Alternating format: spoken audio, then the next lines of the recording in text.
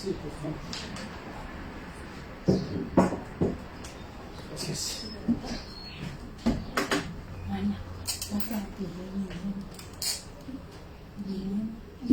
¿Qué tal, hermanos? ¿Cómo están? Aquí nuevamente estamos. Gloria a Dios. Y vamos a dar inicio a la predicación de este día. Sí. Usémonos en la presencia de Dios, como hacemos siempre, hermanos, disfrutando del tiempo que Dios nos permite conocer su palabra, estudiarla, analizarla. Y hoy vamos a ver un tema importantísimo, hermanos, que tiene que ver con la palabra de Dios, que se llama redimidos. Redimidos. ¿Sí? Quizás a lo mejor a ustedes han escuchado esa palabra, no sé si la hayan escuchado, pero vamos a ver una historia importante, ¿sí?, que tiene que ver con la vida de Ana. ¿Quién no recuerda a Ana? ¿Quién no sabe quién fue Ana, hermanos? A ver, usted díganme, ¿quién fue Ana? Conocemos a la mamá de Samuel. No fue Ana, perdón, fue Ruth. Vamos a ver ese personaje importante. Vamos a ver a Ruth, a hoy en este día, hermanos, la historia de esa mujer moabita, que tiene que ver mucho con nosotros. Y no lo vamos a ver, hermanos, como en el sentido de que muchas personas mencionan a Ruth, hermanos, como una mujer piadosa, que sí fue piadosa. No quiero decir con esto que no fue una mujer piadosa, sí lo fue, sí fue una mujer piadosa, pero vamos a ver un enfoque un poco diferente, porque inclusive ahí se menciona de la situación de que la relación existía con su suegra, ¿sí? Todos sabemos que estas mujeres ambas enviudaron, ¿verdad? Sabemos que ellas enviudaron y que pues se quedaron solas junto con otra mujer llamada Orpa, que también había enviudado, porque resulta que la suegra y las nueras se les mueren los maridos, ¿verdad? Se les mueren los maridos. Y dejo de ver una historia trágica, hermanos. Yo quiero comentar un poco importante sobre esto, porque nosotros, hermanos, a veces, gracias, hermana, muchas gracias, cuando pasamos situaciones complicadas y difíciles en la vida, ¿sí?, y a veces pudiera ser que nos sintamos desanimados, tristes, abatidos, cansados, ¿verdad? Y que a veces no encontramos una salida, una respuesta, a una solución al porqué de lo que está pasando en nuestras vidas. ¿Por qué pasa esta situación cuando nosotros nos esforzamos quizás por hacer la palabra de Dios, por seguir los pasos, por seguir la enseñanza de la palabra de Dios? Y más sobre todo, hermanas, que ustedes aquí la mayoría son mujeres y se van a identificar mucho con esta mujer, con Ana, con Ruth y con Noemí, que son las protagonistas de esta historia, ¿sí? Vamos a tomar solamente un marco de estas personalidades, de estas personas, pero le vamos a dar un enfoque importante a lo que realmente este libro nos quiere mostrar con esta historia, hermanos. No tiene que ver mucho con la relación entre nueras y suegras, porque algunos hacen énfasis sobre esta relación, de que la gente a veces tiene la idea de que la suegra y la nuera no se pueden ver, ¿verdad? Porque se pelean por el príncipe, por el príncipe, la hija, el marido de la nuera y la hija de la mamá, el hijo de la mamá, ¿sí? Entonces a veces llegan a entrar una pequeña disputa en a ver quién es mejor, si la mamá o la nuera o la esposa, ¿sí? Y a veces eso es muy muy difícil, pero ese no es el tema que vamos a considerar nosotros, es que no se preocupen. No vamos a considerar ese tema. Solo lo menciono porque en algunas ocasiones se toma esa historia como para alentar a las personas que son, que tienen esa categoría de ser suegras, de ser nueras, y que a veces no se llevan bien, y que no pueden verse ni en pintura. ¿Verdad? Esa no lo vamos a ver. Vamos a ver una historia sumamente importante que tiene que ver precisamente con esas cualidades de ellas, de esas dos mujeres, pero enfatizadas a un propósito que Dios tenía para con ellas. Un propósito por el cual Dios permitió estas circunstancias en las cuales se desarrolla la historia. Así es que, hermanos, empecemos en materia y vayamos al libro de Ruth, por favor. Saquen su Biblia, por favor, y vamos al libro de Ruth.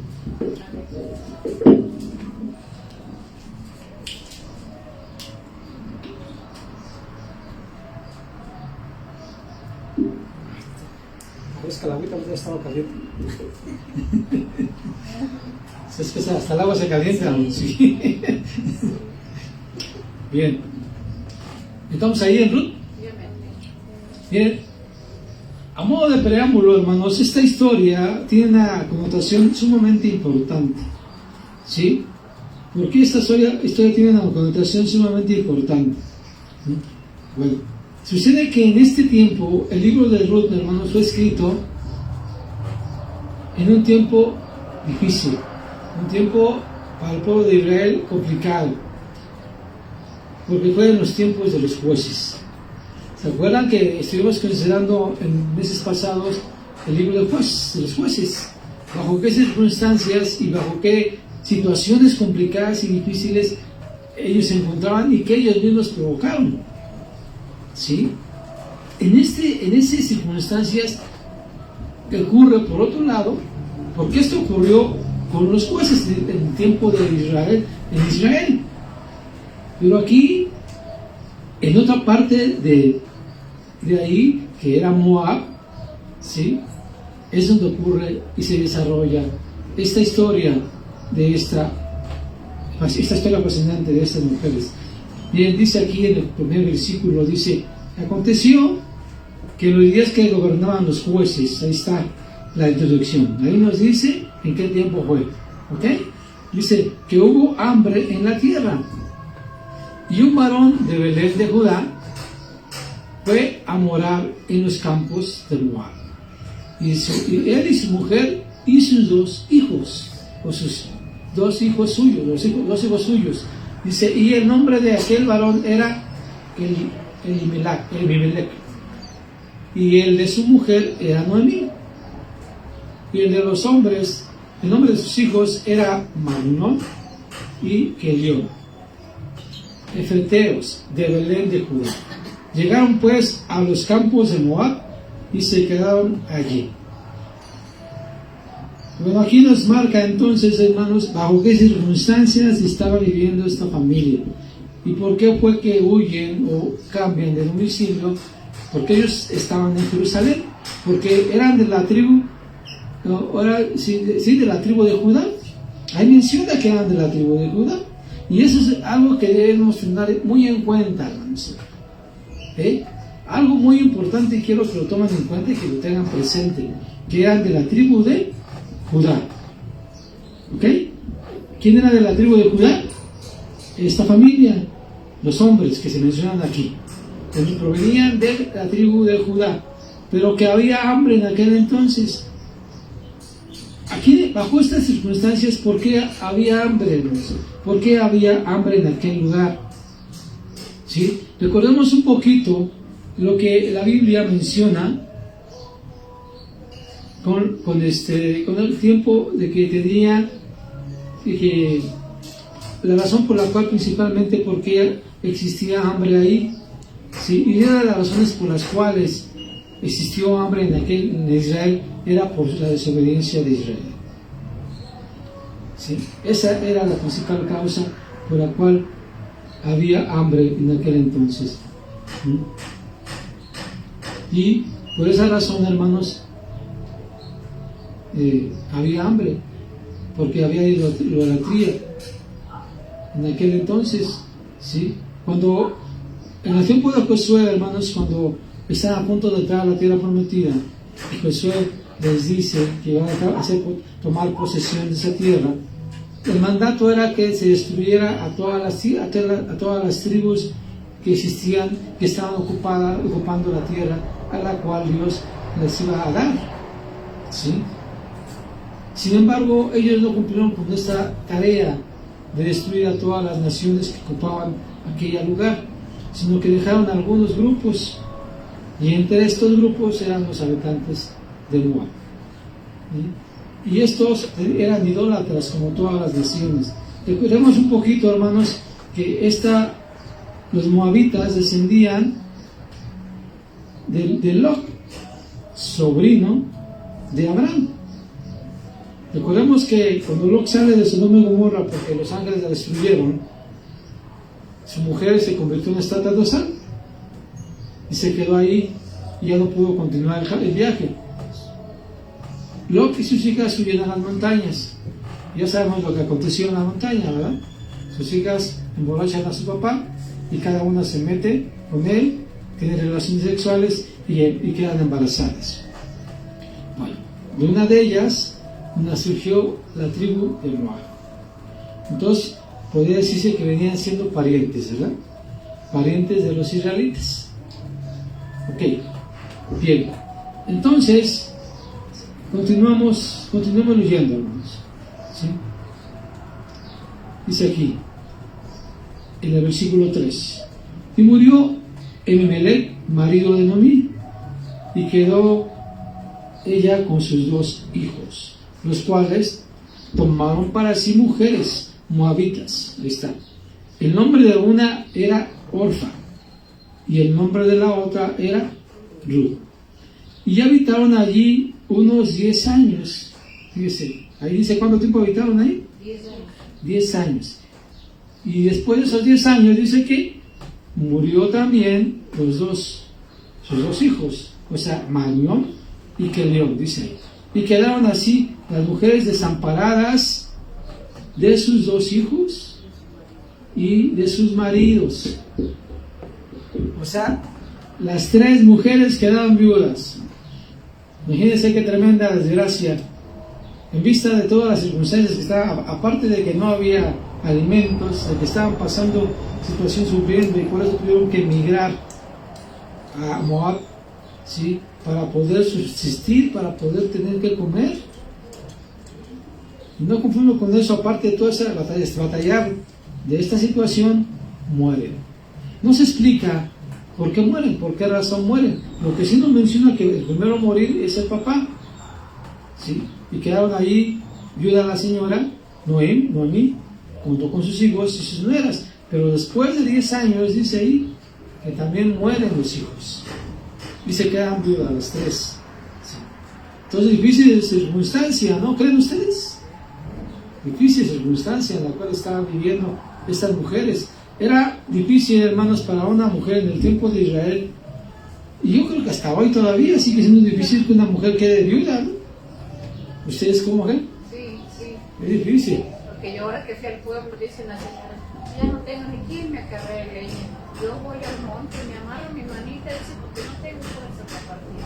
Y sí es difícil que estás. Sí, y sobre todo si la mujer nunca hizo nada, siempre dependió del marido, y cuando llega a faltar, pues difícil, ¿no? Entonces, ¿qué acontece después de esto? Sigamos leyendo aquí. Dice, entonces se levantó con sus nueras, Noemí, estamos hablando de Noemí, y regresó a los campos de Moab. Pero oyó que en el campo de Moab de Jehová había visitado a su pueblo para darle pan.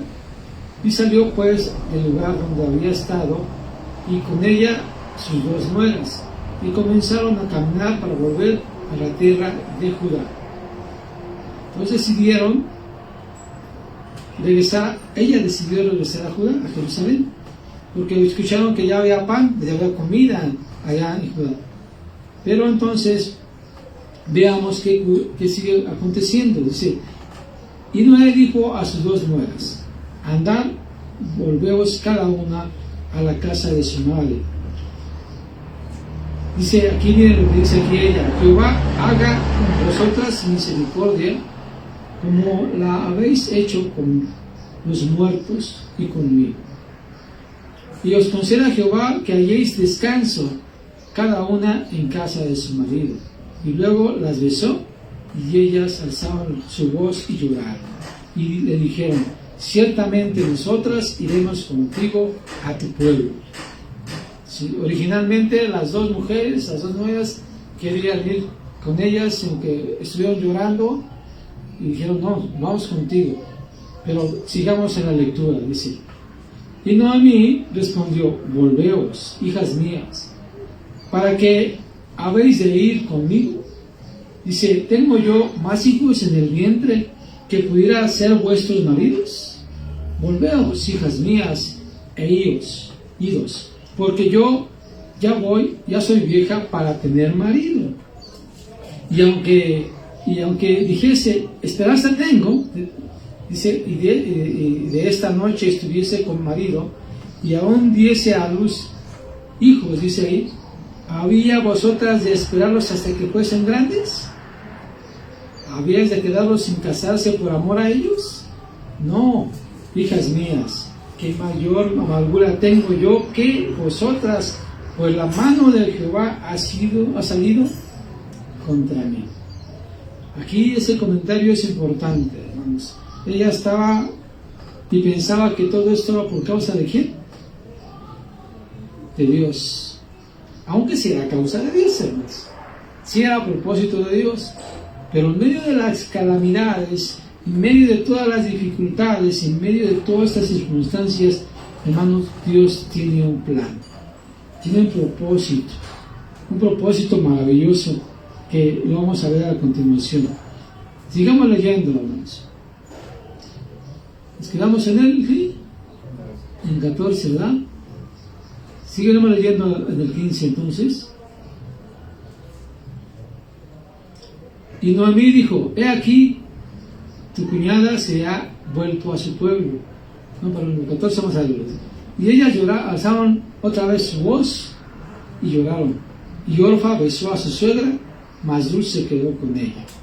Y Noemí dijo: he aquí que tu cuñada se ha vuelto a su pueblo y a sus dioses. Vuélvete tú tras ella.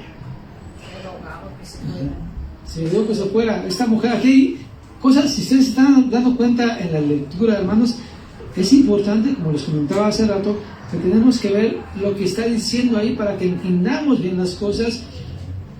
Aquí estaba hablando de cómo era la situación de Noemí y cómo se sentía ella, ¿sí? Que estaba amargada. Ahí mismo dice, ¿no? Que mayor amargura tengo yo, dice ahí. ¿Cómo estaba? Amargada. ¿Por qué? Por tales circunstancias. No tan solo se le murió el marido, se le murieron los hijos y había quedado sola y estaba amargada, y pensaba que Dios había sido el causante de ello, aunque sí era el causante de ello, pero con un propósito, que más adelante vamos a entender el propósito. Y entonces una de las nueras se va y se queda Ruth con ella, y vamos a ver qué pasa en el 16. Respondió Ruth, no me ruegues que te deje y que me aparte de ti, porque a donde quiera que tú fueras, iré yo, y donde quiera que vivieres, viviré. Tu pueblo será mi pueblo, y tu Dios, mi Dios. Donde tú murieres, moriré yo, y ahí seré sepultada, así me haga Jehová. Y aún mañana, que solo la muerte hará reparación entre nosotras dos. ¿Sí? Y viendo Noemí que estaba tan resuelta a ir con ella, no dijo más. ¿Sí? Aquí en esos pasajes, en esta lectura, podemos notar cosas importantes, hermanos. La otra, como decía ahí, se volvió y se regresó a adorar aquí a sus dioses. Ese es un detalle importantísimo. Esta Ruth, ¿cuál fue la resolución que toma? Dice, tu pueblo será mi pueblo, dice, ¿y qué? Y tu Dios será mi Dios. ¿Notan la diferencia, la actitud de esta mujer? No tan solo, aparte de eso, el amor que sentía hacia Dios y el amor que sentía hacia ella, porque dice que donde fuera muerta ella, también sería muerta, y que no iba a poder lograr separarse de ella o alejarse de ella, que solamente dice ahí, la muerte podrá separarnos.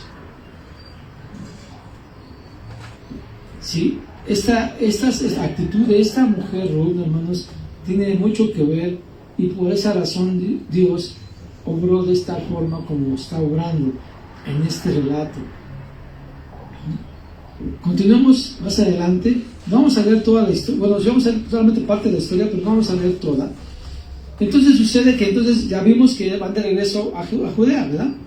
¿Y qué pasa en Judea? ¿Sí?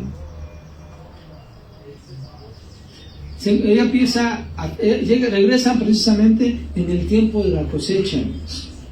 En el tiempo de la cosecha, recordemos que decía que ya había pan, ¿estamos de acuerdo? Y entonces ellas regresan a Jerusalén, a Judá, y ya había alimento, y regresan en los tiempos donde estaban cosechando. En ese tiempo entonces ella se pone a recolectar. Dentro de la ley de Moisés había una ley que las personas de escasos recursos podrían ir a recolectar lo que fuera quedándose en el campo. Y era una obligación dejar ahí a los que estaban cosechando, a la siega, dejar poco de comida o grano para la gente, para que viniera después y se llevara ese grano. Hoy en la actualidad se conoce como rebusque, ¿sí? En el campo así se dice la rebusca, porque salen a rebuscar lo que quedó por ahí tirado en el suelo, ¿sí? Y mucha gente tiene todavía en el campo esa costumbre. Algunos no, algunos recogen todo y se lo llevan y no dejan nada. ¿Sí? Pero aquí la indicación de Dios, por la ley de Dios, era que tenían que dejar precisamente para eso. Y entonces es lo que esta Ana hace, y empieza a recoger detrás de las segadoras, empiezan a recoger lo que ellas van dejando. Y se lleva alimento para ella y para su suegra. Y entonces es cuando llega precisamente a los terrenos de un hombre llamado Boaz. Y veamos lo que dice ahí en el versículo número 11 del capítulo 2. Por favor, vayamos ahí. Dice ahí, 11:2. Sí, versículo 11, verso del capítulo 2. Dice, y respondió Boaz, le dijo, he sabido todo lo que has hecho con tu suegra. ¿De qué se enteró este hombre? De la actitud que había hecho, ¿no? De cómo se había comportado con ella, lo que acabamos de leer. ¿Estamos de acuerdo? Sigue diciendo, después de la muerte de tu marido, y que dejaste a tu padre y a tu madre, y la tierra donde naciste, y has venido a un pueblo que no conociste antes. Esa es la actitud, lo que le dice vos. Veamos qué es lo que le dice a continuación en este siguiente versículo. Dice, Jehová, ¿qué dice? Recompense tu obra, y tu enumeración sea cumplida de parte de Jehová Dios de Israel, bajo cuyas alas, dice, ha vuelto a refugiarte. Se fueron a refugiar delante de Dios. ¿Sí? Eso es lo que le dice, que va a ser bendecida por tal acción que había tomado, esa resolución que había tomado de ir a Judea con su suegra y no dejarla desamparada. ¿Cuántos creen, hermanos? ¿Cuánta edad cree que haya tenido la suegra de esta mujer? Por ejemplo, nosotros que ya pues no sabemos exactamente, pero nos parece que haya tenido por lo menos unos 50 años la suegra. ¿Sí? Imagínense a esa edad, dependiendo de un marido que se le muere. ¿Qué podía hacer la señora Noemí a esa edad? Difícilmente podía conseguir algo, ¿no? Y si ya estaba cansada, y por eso es que esta Ruth sale a cegar, porque no va la suegra, va Noemí, porque estaba joven. Tenía las fuerzas para poder ir a cegar y andar cargando ahora sí que los bultos de la semilla, ¿sí? No era tan sencillo, ¿estamos de acuerdo? Andar cargando. Entonces, por esa razón, todo eso se daba cuenta, y este hombre Boaz se dio cuenta de la actitud de esta mujer, y mucho más Dios se dio cuenta de ello, y por eso así pasa lo que sigue. Miren, vayamos ahora al capítulo 3. Dentro de la historia, hermanos, existía un asunto que era la redención de un pariente que tenía que cumplirse en el tiempo de Judá, ¿sí? Había una ley que exigía, hermanos,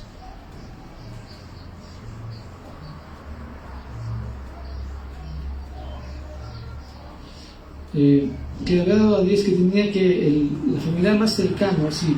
Aquí hay un detalle, que estos hombres murieron sin tener descendencia.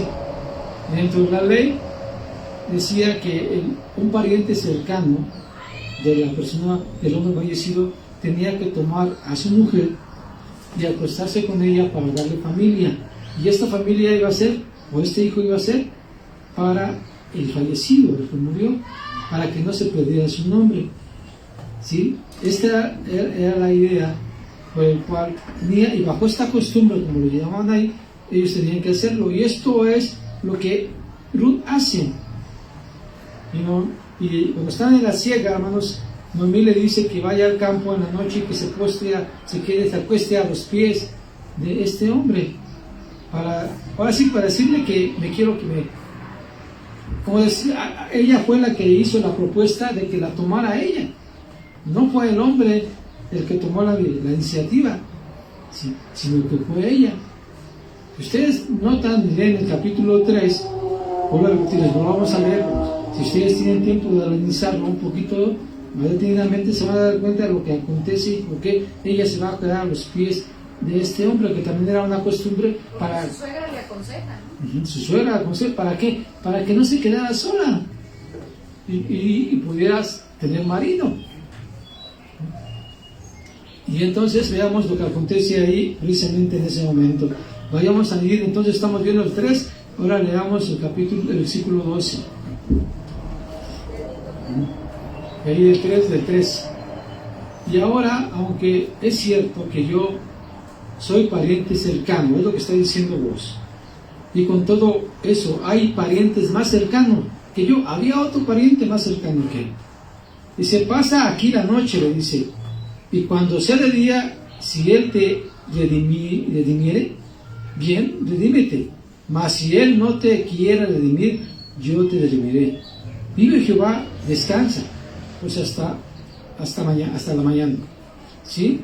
Entonces, esta era la costumbre que tenían, pero vuelvo a repetirles, hermanos, era el pariente más cercano. Aquí vemos cosas importantes, ¿sí? Que aquí este hombre era una persona piadosa. Cualquier hombre que ve a una mujer ahí y dice, no, pues presta para la orquesta, ¿no? Pero él la respetó y poniendo la palabra de Dios en práctica, le dice, hay una persona que es más cercana que yo. Si él no quiere casarse, redimirse contigo, pues entonces yo te redimo, yo me caso contigo. Porque a eso fue esta Ruth, a proponerle que se juntara con ella, que la redimiera. Ella tomó esa iniciativa, por eso es que le responde a esto, Boaz. Y veamos qué acontece después, saltemos al capítulo 4, y veamos el versículo 2. Entonces se tomó a 10 varones de los ancianos de la ciudad y dijo, sentaos aquí, y ellos se sentaron. Luego dijo al pariente de Noemí, o sea, está hablando aquí de Boaz, ¿sí? Y el otro pariente de Noemí es el otro que era más cercano, ¿sí? Están ahí junto a 10 varones. Continuemos leyendo. Que ha vuelto del campo de Moab, vende una parte de las tierras que tuvo nuestro hermano Elimelech, ahí dice, y yo decidí hacerlo saber y decirte que la compres en presencia de los que están aquí sentados, o sea, de los 10 testigos que estaban ahí, y de los ancianos de mi pueblo. Si tú quieres redimir, redime, y si no quieres redimir, decláramelo para que yo lo sepa, porque yo soy el otro, no hay otro que redime sino tú, y yo después de ti. Y él respondió, yo redimiré. Es lo que dice ahí. Pero el relato sigue mencionando que esta persona tenía una actitud equivocada. Aquí vemos el corazón, la actitud de Boaz. Él quería redimirla, pero dice, primero te corresponde a esta persona, no a mí. Entonces voy a arreglar este asunto para que, como le dijo él, para que si él no te quiere redimir, yo te redimo, pero déjame primero resolverlo. Entonces por eso busca a los ancianos y a 10 personas como testigos para que se vea y quede testimonio de lo que va a acontecer, para que así él no diga que él abusó de que esta Ruth se pueda quedar a sus pies de él. O sea, lo está haciendo de una manera correcta para que así no se difame la reputación de esta mujer. ¿De quién? De Ruth. ¿Sí? Eso también lo hacen. Fíjense que hasta qué punto este hombre está actuando con esta delicadeza para que su nombre de ella no quede manchado. ¿Sí? ¿Sí, hermanos? Ok.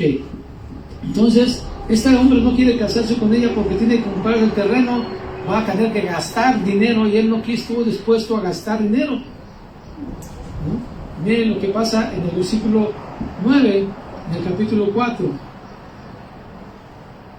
Y Boaz dijo a los ancianos y a todo al pueblo: vosotros sois testigos hoy, dice, de que he adquirido de mano de Noemí todo lo que le fue de Elimelech y todo lo que fue de Kelión y de Mahlón, y que también tomo por mi mujer a Ruth la moabita, mujer de Mahlón, para restaurar el nombre del difunto sobre su heredad, para que el nombre del muerto no se borre de entre sus hermanos y de la puerta de ese lugar.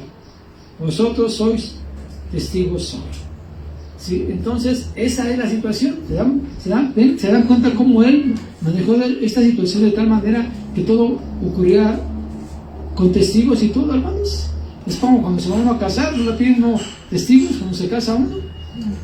Aquí, cuando va uno al registro, le piden 2 testigos. Aquí este hombre consiguió 10. Para que no quede duda, ¿verdad? No queda duda de que lo que estaba haciendo era correcto. Y aquí vemos lo que él dice. ¿Sí? Saltémonos al versículo 13, por favor. Dice: Boaz pues tomó a Ruth, y ella fue su mujer, y se llegó a ella, y Jehová le dio que concibiese y diese a luz un hijo. Ahí está cumpliéndose el mandato de Dios, ¿sí?, para que tuviera un hijo, lo que acabamos de ver. Y brinquémonos al versículo 16, lo que pasa ahí, del 4, ¿sí? Dice ahí: y tomó Noé al hijo que había nacido de ellos, ¿sí?, y lo puso en su regazo, y fue a su haya. Y le dijeron, y le dieron nombre las vecinas, diciendo: le ha nacido un hijo a Noemí, y lo llamaron Obed. Este es el padre de Isaí, padre de David. Aquí entonces, hermanos, aquí estamos viendo el propósito de Dios. ¿De dónde dice la Biblia que iba a nacer el que iba a redimir, hermanos, a la humanidad? ¿De qué tribu iba a venir? De Judá. ¿Y de qué tribu eran esas personas? De Judá. ¿Y este hombre, Obed, de quién fue abuelo? De David. ¿Y de Jesucristo de quién viene? De la descendencia de David. ¿Se dan cuenta cómo esto era un plan de Dios? en medio de la calamidad, en medio de la dificultad en que estas mujeres estaban viviendo, había esperanza. Y podemos ver la esperanza en la cual ellas encontraban consuelo y paz, y que Dios utilizó a un hombre justo, correcto, que fue Boaz. Y aquí lo vemos cómo actuó de tal manera para que se protegiera a esta mujer, se cumpliera la palabra de Dios y se cumplieran los propósitos y planes que Dios tenía para con Jesucristo. Podemos notar entonces, hermanos, que esto va más allá de tan solo una historia de amor, una historia de la suegra y la nuera, ¿sí? Una historia en que ellas se amaban hasta la muerte. Tiene que ver con la redención de Jesucristo. Aquí esta mujer fue redimida. ¿Pero qué creen? Nosotros fuimos redimidos. ¿Redimidos por quién? Por Jesucristo, ¿sí? Y esto lo podemos notar en la Biblia. Lo podemos notar en la Biblia, hermanos, porque la Biblia habla precisamente de la redención. La redención que tiene que ver con redimir a la humanidad. ¿De qué va a redimirla? De la esclavitud. ¿La esclavitud a qué? Al pecado. La redención, hermanos, era una forma de dar liberación a los esclavos a través de un pago, ¿sí? Ya sea de una persona o animal, ¿sí? Y esto tenía que hacerse con un pago, ¿sí? Y este casamiento de Boaz con Ruth, que era viuda, se considera como un acto redentor de amor que pone como ¿cómo podemos llamar la palabra? Como lo que hizo Dios para con nosotros, ¿sí? Dios utilizó a vos para redimir a estas mujeres. ¿Y a quién utilizó Dios para redimir a la humanidad? A Jesucristo. Eso es sumamente importante para nosotros, ¿sí? Eso lo podemos ver, miren, vayamos a Marcos, a Marcos capítulo 10, versículo 45.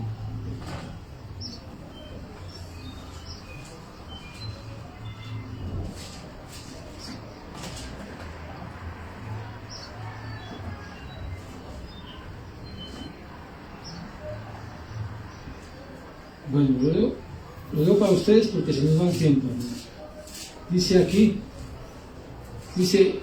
porque el Hijo del Hombre no vino para ser servido, dice, sino para servir y para dar su vida, que dice, en rescate por muchos. ¿Cuál fue el pago que vino Jesucristo a dar? Su vida, para rescate por muchos. Eso es, como menciona el mismo Jesucristo, vino a redimir a la humanidad. El apóstol Pablo también habla de este asunto. Veamos Romanos capítulo 3, versículo 24, por favor. Y aquí el apóstol Pablo está hablando de la redención. Si ya lo tienen, hermanos, lo voy a leer. 3:24 de Romanos.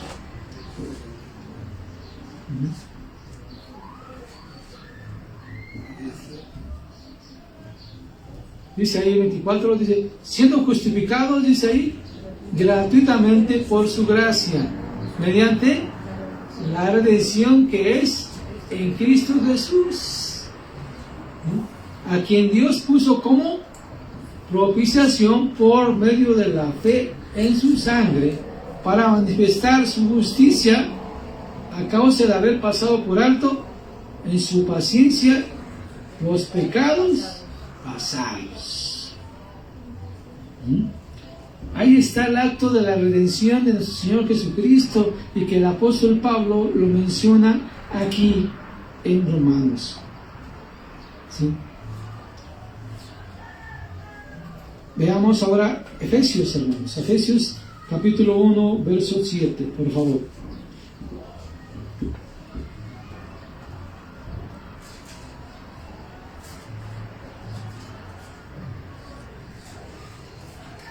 ¿Vamos ahí, hermanos? Dice ahí 1:7 de Efesios. Dice, ¿en quién dice?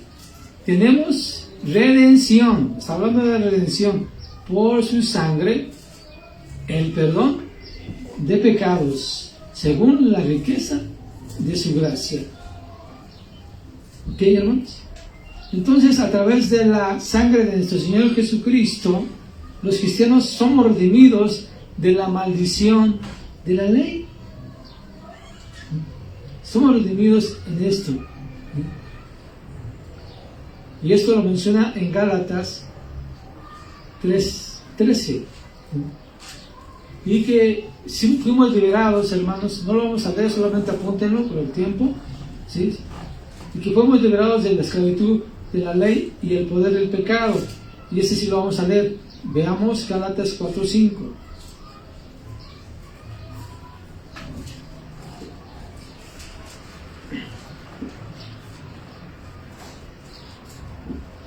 Gálatas 3. 4:5.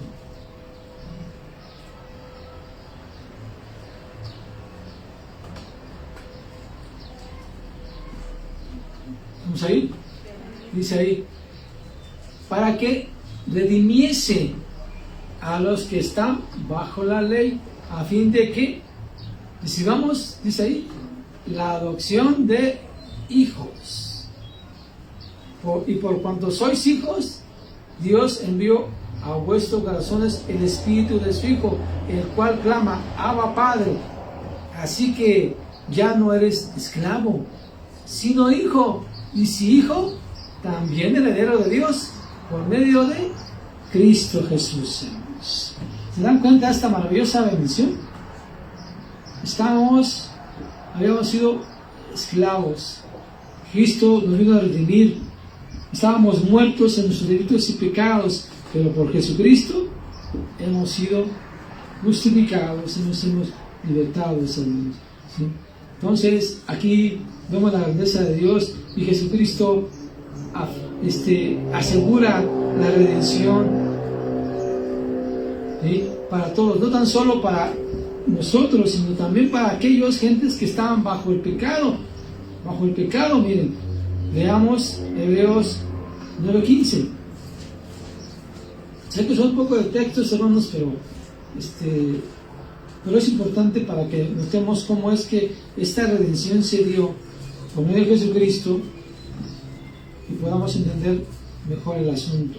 Y que hay base, principalmente, que hay base bíblica con relación a esto. Dice ahí 9:15 de Hebreos, dice, así que por eso es mediador de un nuevo pacto. ¿Cuál pacto? El que hizo Jesucristo, para que interviniendo muerte para la redención de las transgresiones que había bajo el primer pacto. Está hablando cuál pacto, la ley, ¿sí? Los llamados reciban la promesa de la herencia eterna, ¿sí? Porque donde hay testamento es necesario que intervenga muerte del testador, porque el testamento con la muerte se confirma, pues no es válido entre tanto que el testador vive. Entonces, de modo, dice ahí, que ni el primer pacto fue instituido sin sangre, porque habiendo anulado Moisés todos los mandamientos de la ley y a todo el pueblo, tomó la sangre de los becerros y de los machos cabríos con agua, lana escarlata y hisopo, y roció el mismo libro también a todo el pueblo, diciendo, esta es la sangre del pacto que Dios os ha mandado. Y en adelante, y además de esto, roció también con la sangre del tabernáculo y todos los vasos del ministerio. Y casi todo es purificado, dice, según la ley, con sangre. Y sin derramamiento de sangre no se hace ¿qué? Remisión. Esto fue lo que ocurrió en el antiguo Israel. Ofrecían sacrificios para perdón de pecados, pero con el sacrificio de Jesucristo se quita esta maldición. Y por eso, hermanos, ahí mismo en Hebreos, en el capítulo 11 ahora, pero versículo 35,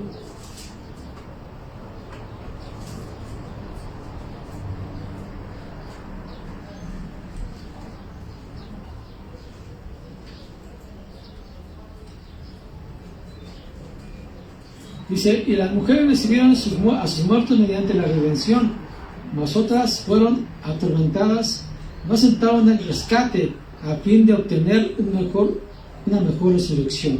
Aquí está hablando de las personas que no aceptaron la redención.